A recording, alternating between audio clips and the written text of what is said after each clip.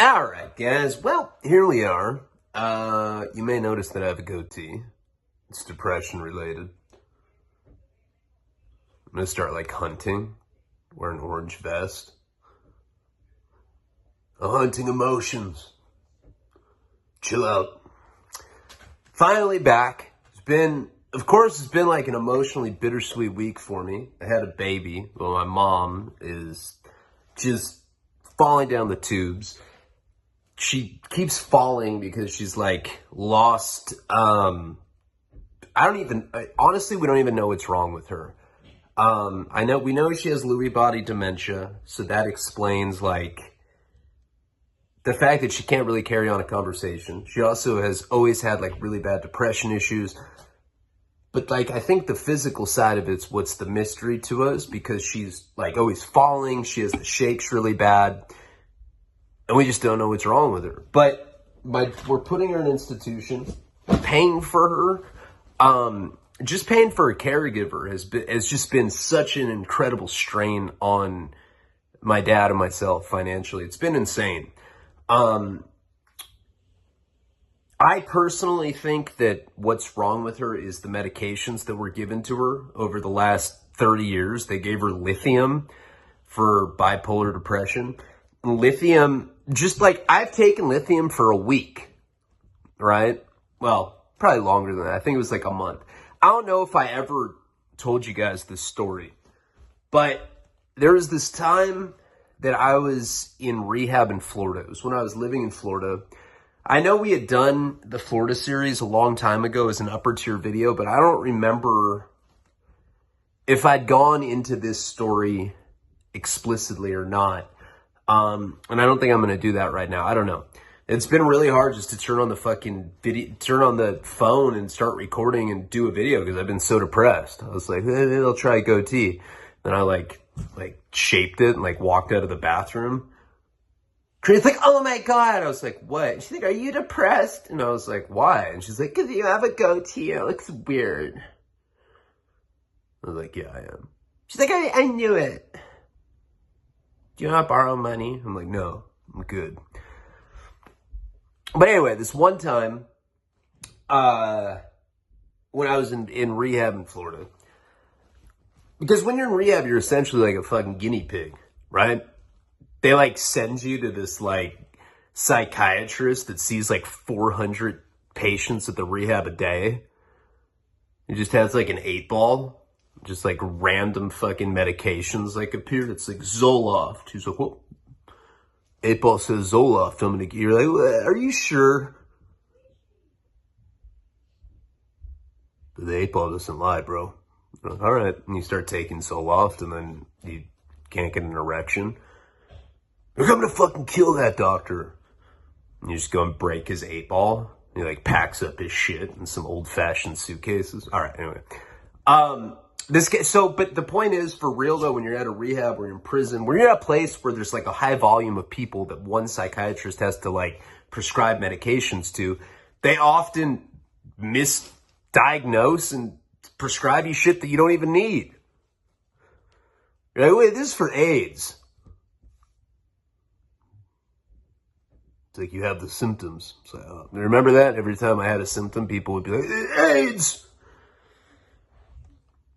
So this guy puts me on lithium because I told him my mom, I'm like, yeah, my mom's on lithium, but I'm not like her. I'm a junkie. He's like, well, it's hereditary, so I'm going to give you lithium too. I'm like, all right. So I started taking it, right? I started taking lithium, which is like, I don't know if you know what lithium is. I don't know. I couldn't really tell you because I don't know that much about medications, but I know that lithium is like in the periodical table of elements. Did I say that? And it's like a natural element. I think if it's in the periodic table of elements, then it's an element. It's like a salt, right? Lithium's a salt, but it's very corrosive. It's very bad for you. So I started taking this in these little capsules. Like 2 days go by. Doctors are like, look, once a week we have to test your blood because this lithium is so dangerous, you could be dying and we got to check. I'm like, oh, that sounds chill. He's like, yeah. But you won't be a drug addict anymore if you take it. I'm like, I'm down. So I started taking it. Right away, I started getting the shakes. I'm just like, I'd be like trying to finger a girl and she'd be like, that feels so fucking good. And no, girls had never said that about my fingernails because I don't cut them, and I usually cut chicks when I finger them. But now with lithium, my fingers were vibrating. So every girl that I fingered was on the team. Like 3 or 4 days into my lithium ingestion, I started acting weird. What do you mean by weird? I found God, right? I'd never been spiritual. I'd never even considered God before because I was raised in a liberal household where my dad would like sit me down and be like, look, people that believe in God are morons. I'm like, I'm pretty sure that that's not true. Pretty sure I have a lot of friends that believe in God and are Christians or other religions that are really smart. So what are you, some sort of fucking Republican? Get out of here. I'm like, wait, aren't you supposed to be like open-minded because you're shut up, queer? I'm like, all right. So take that tongue piercing out to you like a homo. I'm like, what? So I grew up kind of confused because my dad was like a hateful liberal. No, I don't know, my dad. But he really did like ridicule religion, right? I never did. I was always pretty open-minded to people. And I have had a lot of friends that have different religious faiths. I don't give a fuck, right? I pretty much accept everyone unless you're hurting somebody else. But anyway, it's not the point. When I took the lithium, I was like, oh my God. My roommate in rehab was like, what? I'm like, do you hear the reverberation echo? He's like, yeah. I'm like, I think it's God. I don't know though. Hold on. Like put my head against the wall. Oh my God, it is God.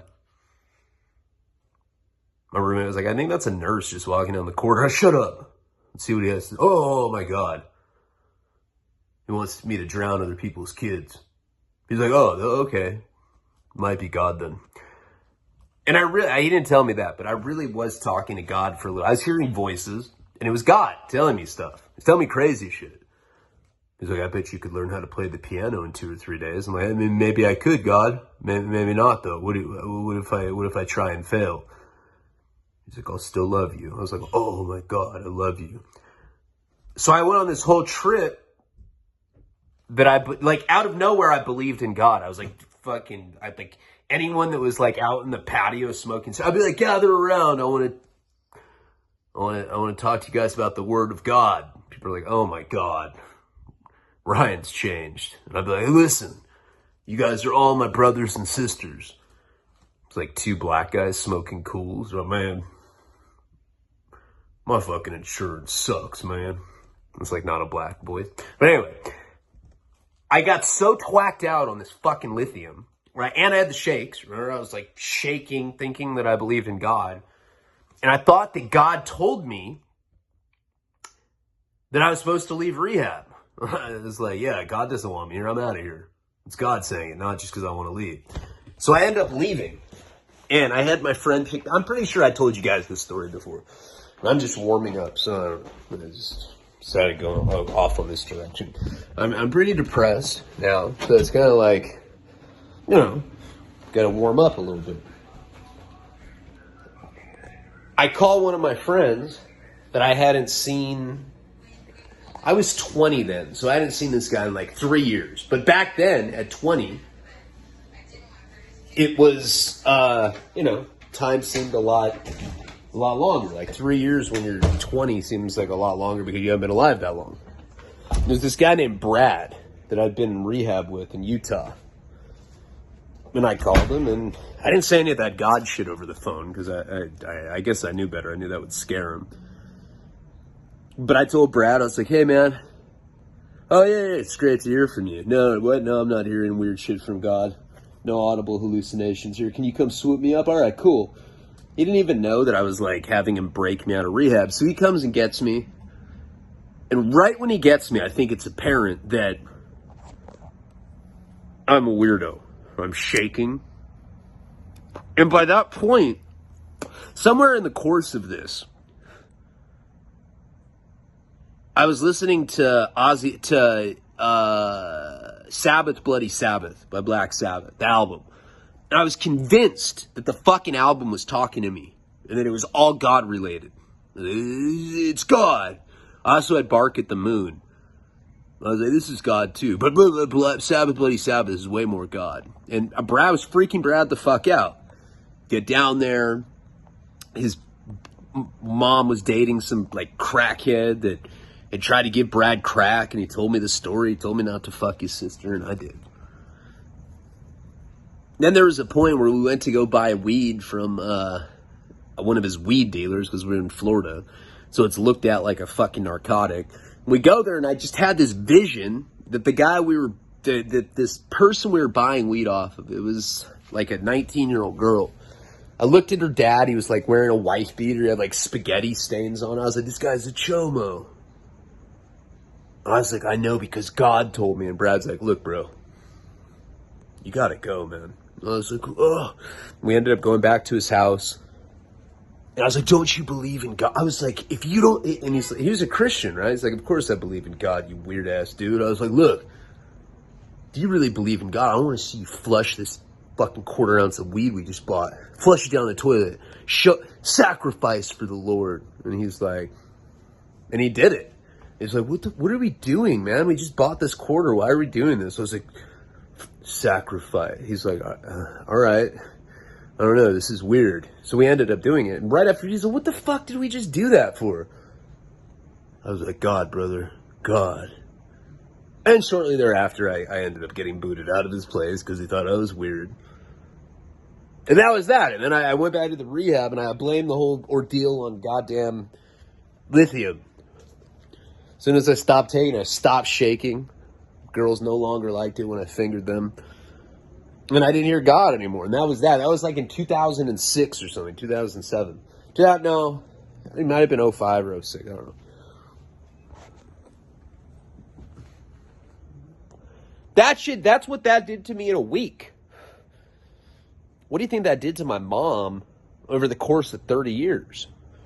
Because it gives you shakes right away. Like if you start taking lithium, you'll start getting the shakes the first week you're taking it. My mom had shakes throughout her whole life.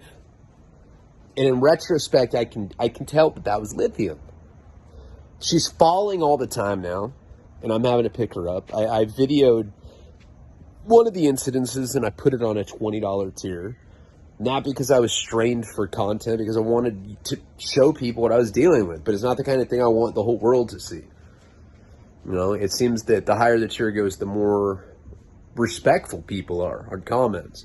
No, I don't check comments anymore. It's just been a really tough fucking time for my family.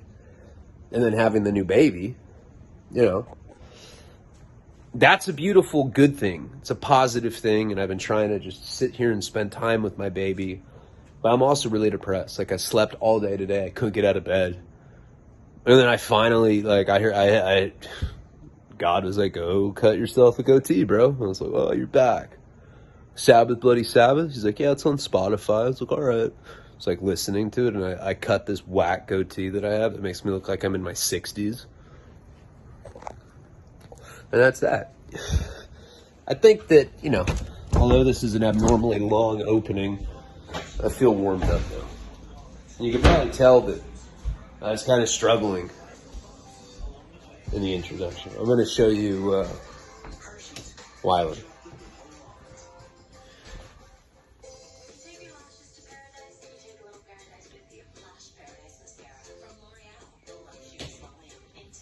Heart's going really fast, baby. I know. I'm paranoid. Nico! Nico! Say hi. Hi. Say hi, Nico. Good boy. All right. Now we go back into my office. All right, guys. Sorry about that longest introduction. I will timestamp it. Because I felt like I was being kind of weird. There are times where you could, like, visibly see my depression, I think.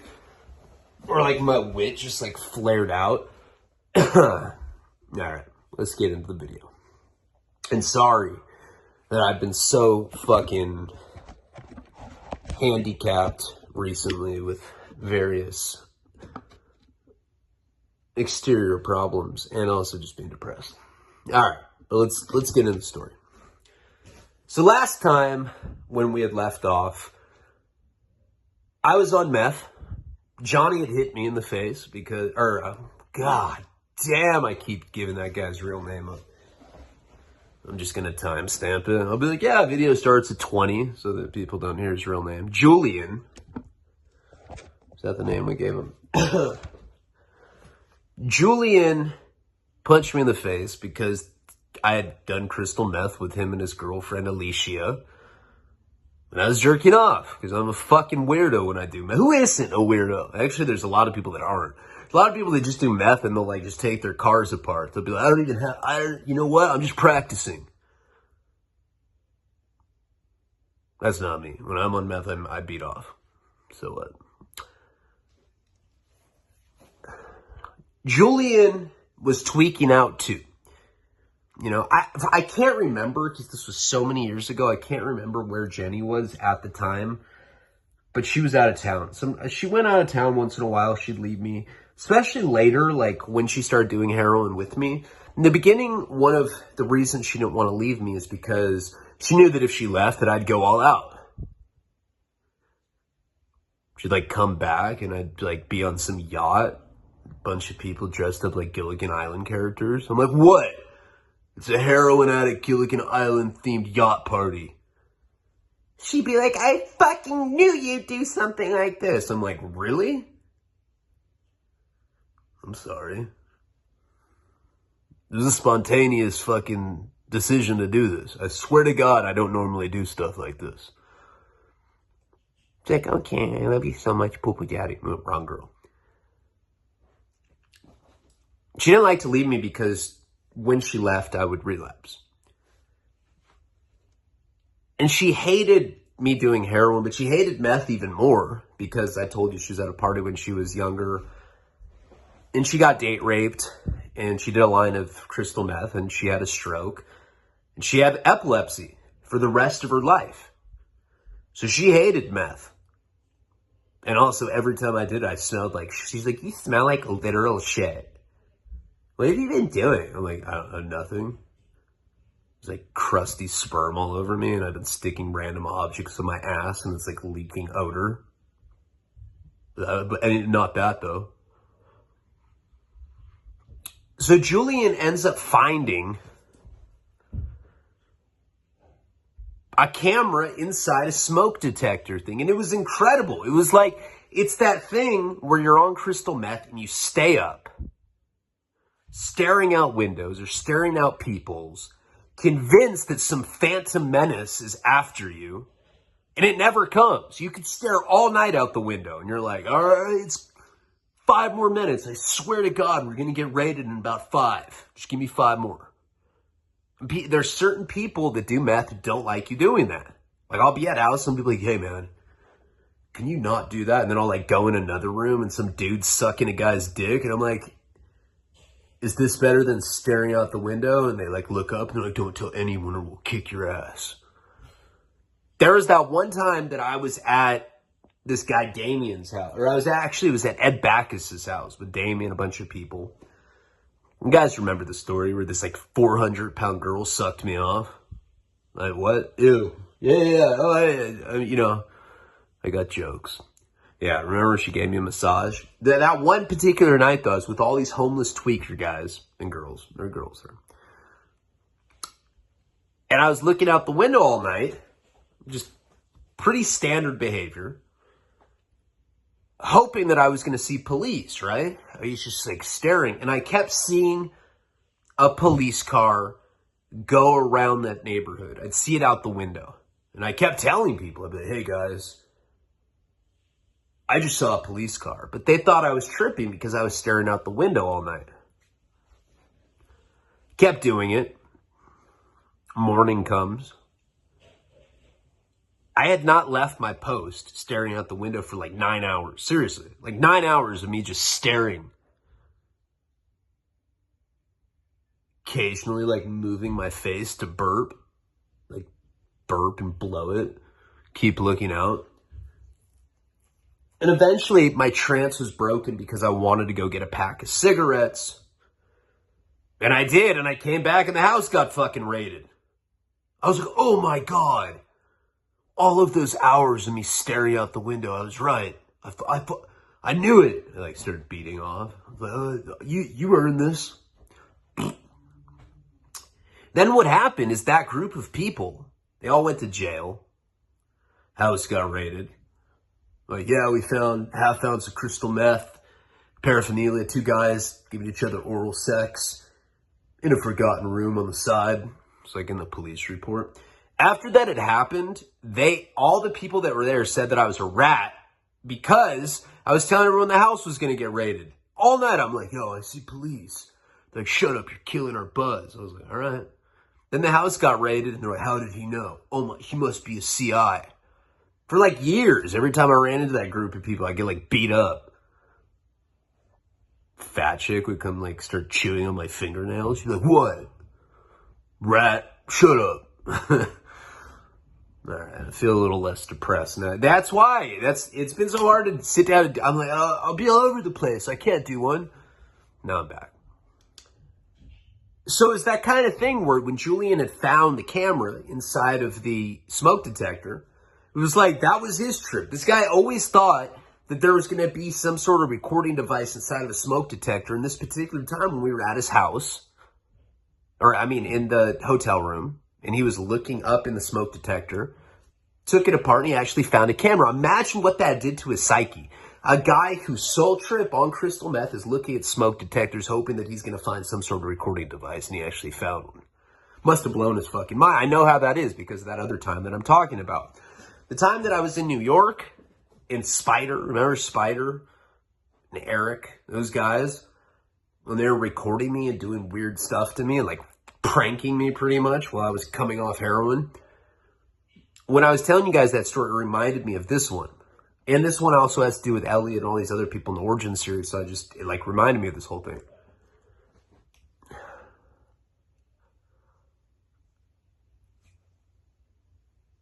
So we go to my hotel room because Jenny's not there.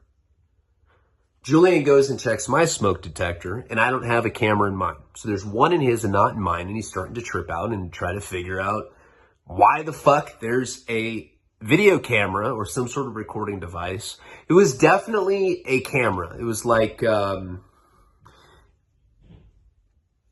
remember it was like gray in color. It was like this gray thing, and it had like a red beeping light that we couldn't see. So it'd be covered up by the smoke detector shell. But then there was a lens. You could clearly see that it was a camera. It wasn't something where like, oh, that looks like a camera because we're high on amphetamine. No, it really was a camera.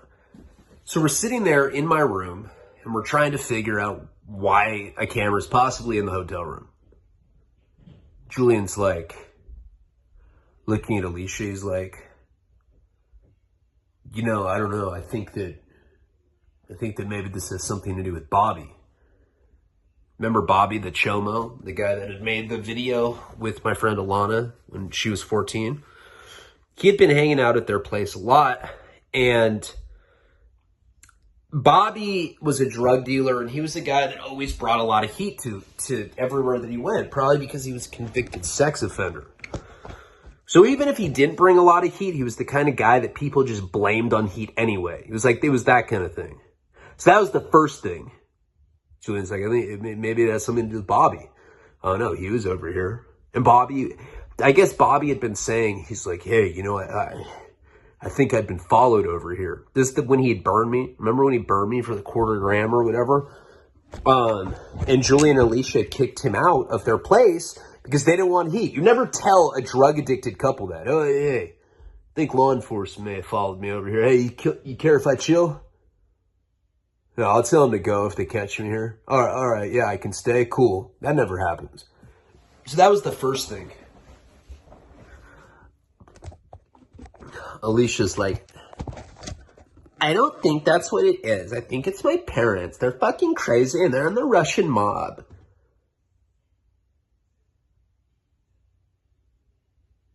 I was like, not this again. What?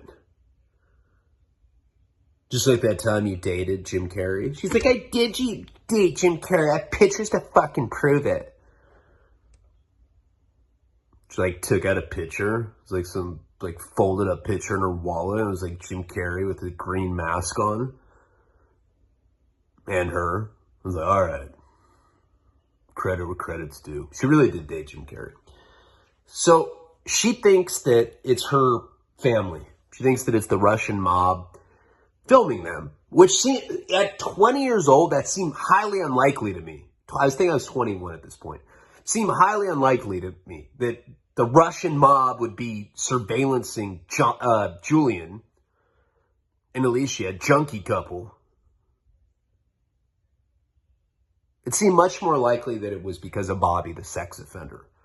Because he was a drug dealer. I mean, he got popped a lot. So that's what I thought. Like, what if it has something to do with Ryan?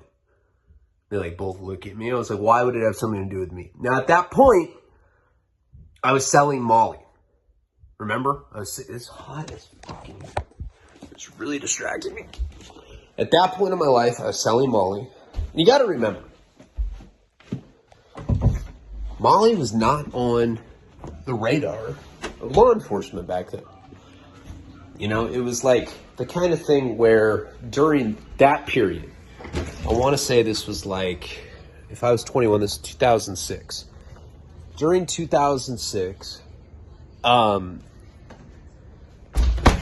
enforcement was really going to war with crystal meth, right? That was the thing that they were really after. Now that guy, Bobby, that's what he sold. He sold meth. I thought that it was probably had something to do with him. You know, because little known fact about Santa Barbara, I guess if you're not from there, how would you know? But people generally don't think about this. And I don't know how it is in other parts of the country, although I've done drugs in a lot of other places.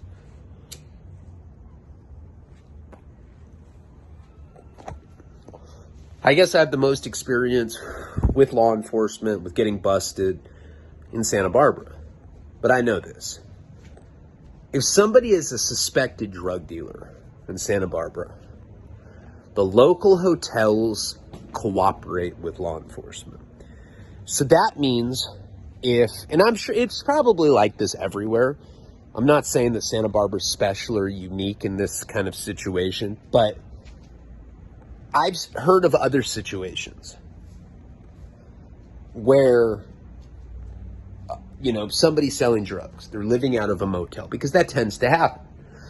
A lot of times when people are selling drugs, they can afford to go get an apartment, but they don't want to because an apartment gets hot. They've signed a year lease. Then they have to, you know, if it gets too hot, they have to leave. Then they have to forfeit their lease. Then it becomes impossible to find another place, et cetera, et cetera. So what I found is a lot of people will live out of motel rooms, right? Just for the simple fact that they're trying to evade law enforcement, right? And what happens is if law enforcement figures out where they're staying, somebody tells on somebody, they'll go to the motel and they'll basically tell the old Asian couple that probably doesn't have a green card, hey, we'll deport you unless you cooperate. We're going to install surveillance equipment inside of this room. The old Asian couple is down for it. And whenever the couple leaves or the drug dealer leaves, whoever it is, the narcotics department will come in and set up surveillance inside that motel room. Another example of this would be parole sweeps, which I believe happen everywhere in this country. And probation or parole will go up to a motel and they'll get like a census sheet and get a list of everybody that's living at that particular motel or staying there for the night.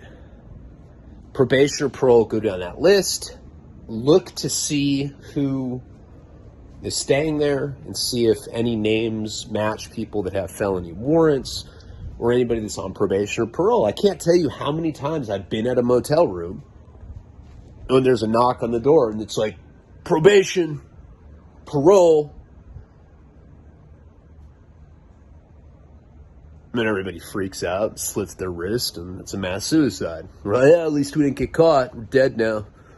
No, a lot of times we get busted because of shit like that. So these were the different theories that were going around. You know, and what I personally thought is that it was Bobby. They started kind of poking at me. We're sitting in there, and Alicia's like, it's Ryan. He sells drugs to high school kids. Some parent probably called the police department, and now you're getting us all busted. You're a bitch. And I'm like,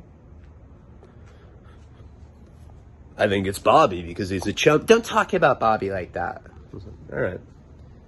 So we're sitting there, like, throwing around these different theories. Felt like we were playing Clue. It was the tattooed chomo with the candlestick in the laundry room. Don't talk about Bobby like that. Bobby loves you.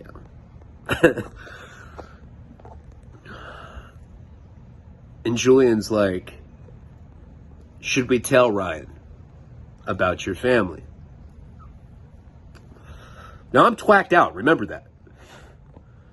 I happen to look over at Alicia, and she's like, I'm like, tell me what?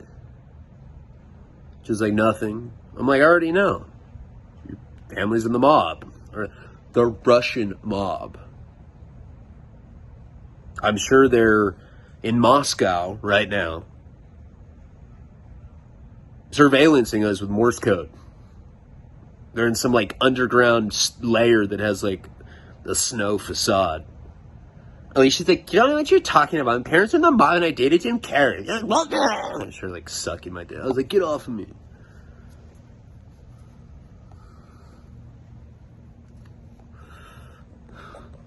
Julian's like, let's go to my mom's house. Let's regroup. I don't feel safe here. I was like, yeah, that's a good idea. He's like, I wasn't talking about you. I was like, oh, yeah. So they leave. Alicia and Julian leave. Leave me twacked out after finding fucking surveillance equipment in their hotel room. And apparently, supposedly they're going to Julian's mom's house or whatever, which I'd been to one time, but I got Q-tips and I was cleaning out my ears. And not only did I have earwax, it was like black. It was like tree sap fucking fossilized earwax. There's like a dead hummingbird sucking its own dick in a fossil. It was like, oh shoot, that was in my ear. And I like threw it in the toilet. I remember Julian was like, all right, you gotta leave. I was like, why? And he's like, brings me in the bathroom and he shows me like the dead hummingbird. No, he showed me this, this Q-tip with all this like black earwax on. He's like, I can't have my mom find that. I don't want her to know that she hangs out with dirtbags to this degree. I was like all offended. This guy's like 10 years older than me. He's been a heroin addict for like 30 years at that point. But I was too much of a dirtbag for his mom to see that he was hanging out with, so I was allowed to stay. I remember I was offended. So they left me in the motel room while I was twacked out, while I was paranoid. So they leave. And I remember just laying on the bed and like being really scared. You know, I forget what time of the day it was. It was probably like 3, 4 in the afternoon by that point, I want to say. But I was so paranoid in this motel room that I end up going to this grocery store that was right across the street. I think I was hungry. I think I hadn't eaten for a few days. I don't remember what the reason was. I'm pretty sure that's what it was. But I remember going to this grocery store in meth psychosis. Now, when you're like living in motel rooms and you're like living amongst the shadows and you go and you're around normal people, everybody else looks really weird and you feel normal, but you're like... And like, I remember I didn't have a shopping cart. I had like one of those little baskets.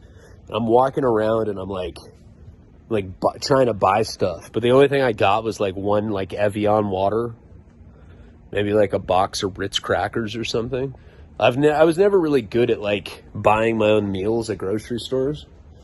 And as I'm walking through this grocery store, I could hear people like, shh, shh, shh. I hear people be like, hey, there's Ryan. I'm like, oh my God. Oh my God. I like walk to the meat section and I hear the butcher and he's like, yo, don't serve Ryan. I was like, oh, I was freaking out, right? Because I thought everybody that I was in this grocery store was talking to me. And it was like back in the motel where I was living, didn't feel safe anymore. It didn't feel like a sanctuary because I knew that it was bugged. Imagine how that feels when you're twacked out on crystal meth. I'm sure a lot of you know exactly how that feels.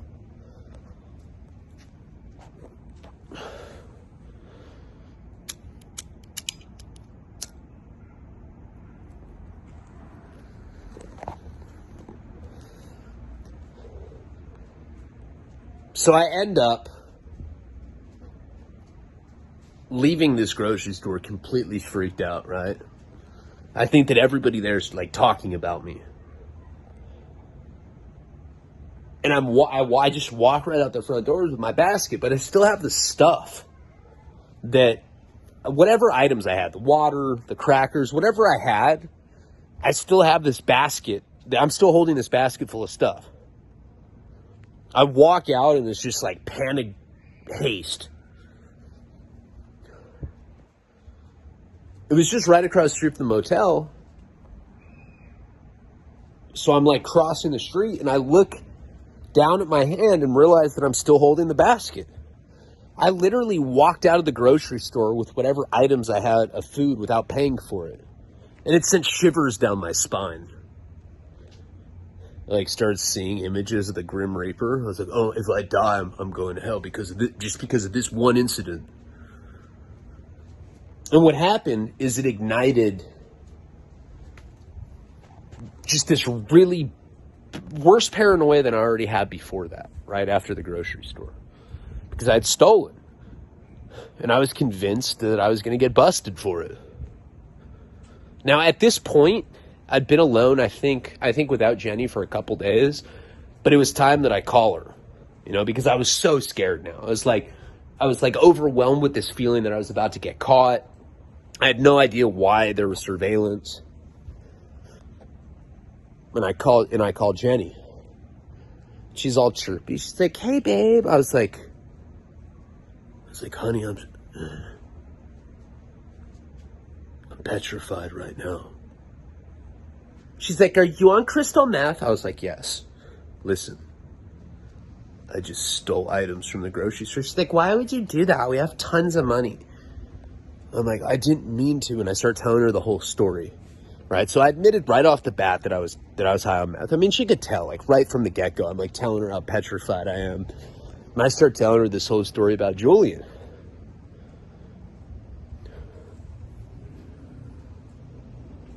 And I start telling her about all the weird observations that I had. Now, most of the stuff I was saying was just tweaker babble that probably didn't make sense. But I start telling her about how the Asian couple would let them slide, not paying for 2 weeks at a time. And even though a lot of stuff I was saying was incoherent, she was interested in some of this stuff. Oh, shit, hold on. There's a spider. Especially the fact that the Asian couple kind of just let them slide. Hey, babe, I saw one of those brown widow on Nico's slide. I'm going to kill it right now with this. Hold on. Sorry for the interruption.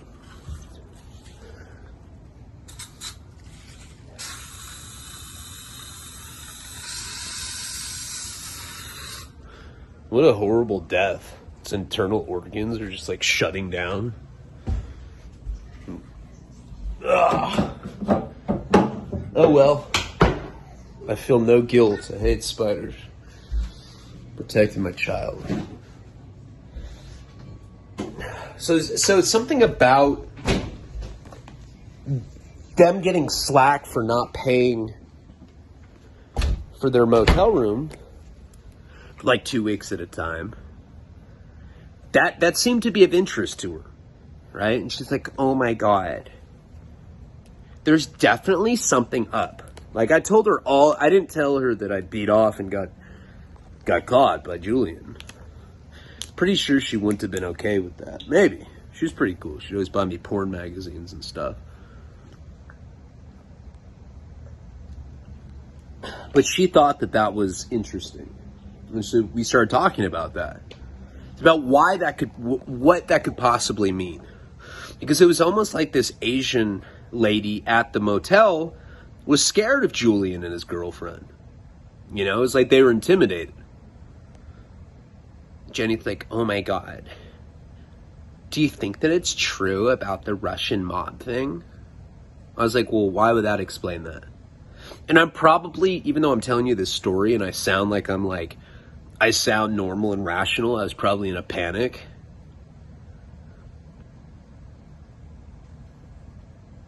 Julian's girlfriend said she dated Jim Carrey too. I don't know what it means, but it has something to do with them not paying their bill. Maybe Jim's in on it too. She's like, hold on. I'm trying to piece all this together, but you're making it really hard. And this seemed to be something that really interests her. Like, I guess, I don't know if I've done a good enough job of explaining how this Asian couple was that owned this motel. They're very strict. Like I said before, you know, if you had gotten caught smoking a cigarette outside the motel, you get kicked out of there. Even though you're not smoking in the actual hotel room itself, that's how strict they were. So it was very abnormal, not only that they would let them slide not paying for 2 weeks, but that they almost seemed intimidated by them. And then how the smoke detector had a camera inside of it. All of this stuff was very interesting to Jenny, and for the life of me, I cannot remember where she was at the time. But she decided to come home early because she's like, I just feel like you're in a really bad situation. What if Johnny's family tries to kill you? Now, that's probably the last thing that she could say, or the worst thing that she could say in a situation like that, is that just ignited this, like, paranoid fucking panic attack. I'm, like, checking the toilet. I'm like, there might be a microphone in here. Like, looking in the TV. I was, like, convinced that the TV was, like, a two-sided mirror. You know how you get when you're tweaking on meth.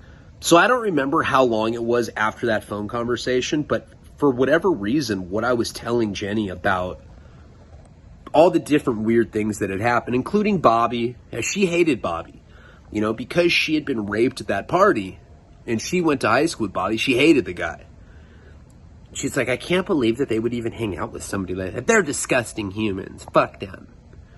She's like, I'm coming home.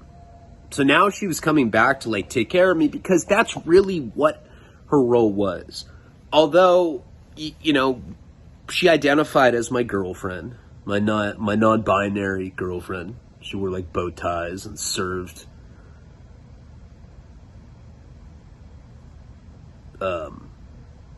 wow. That's crazy how I just lost my train of thought. She wore bow ties and served apple cider. She's like, I'm non-binary. And I was like, you look it. She's like, taste the cider. I'm like, yeah, it's decent. She's like, I know. I'm a man. I was like, I know. Sorry. I'm falling off. No, I just have a lot on my mind. It's really difficult to do videos when I'm like this, but it's been like so long. I'm just like forcing myself to do them. I don't remember how long the period was after that phone conversation, but I do know that however much time went by, I was essentially in a panic, you know. Jenny finally comes back. You know, I think she'd been gone all in all like 3 days. And by the time she did get back, I was just complete, like, what happens when I'm up for a few days? Whether it be on meth, cocaine, or it just be like me staying up for no reason, like when I had the breakdown, my mental health stuff starts getting really ignited, right? It gets worse. It's like throwing fuel on a fanning flame. That didn't make sense, but you know what I'm saying. It's like when I stay up, it definitely makes my mental health stuff much worse. So I know that by the time that she got back, I was in a really horrible condition. Emotional, you know, probably crying a lot. Probably saying, like, I don't even know who my real father is. And she's like, what are you talking about? You're not adopted. I'm like, oh, yeah. I'm emotional. I'm sorry. But when she got back, she nursed me back to health, right? And I hadn't done any more meth at that point. You know, I was only doing that with Julian and his girlfriend. Thing is like when you're smoking it, you have to keep doing it to like stay on the substance. When you inject it the way that I had, you only have to shoot it once. You can shoot meth one time. It can keep you up for 3 days if it's good enough meth. And that was the case. So by the time she got back, I was in the crashing phase of it, you know, and it's hard to kind of recount meth psychosis because it's hard to remember what happens when you're in that state, because you get stuck on things. You get stuck looking out the window. You get stuck beating off. And it's the kind of beat off where you can't decide on one image. So it's just this like weird, like, you know, fiery flip book of porn. Oh my God. I don't know why I'm having such a hard time doing this video. All right, guys, I'm going to upload this. I'm going to try to do this over so that it's a proper video. Palabra.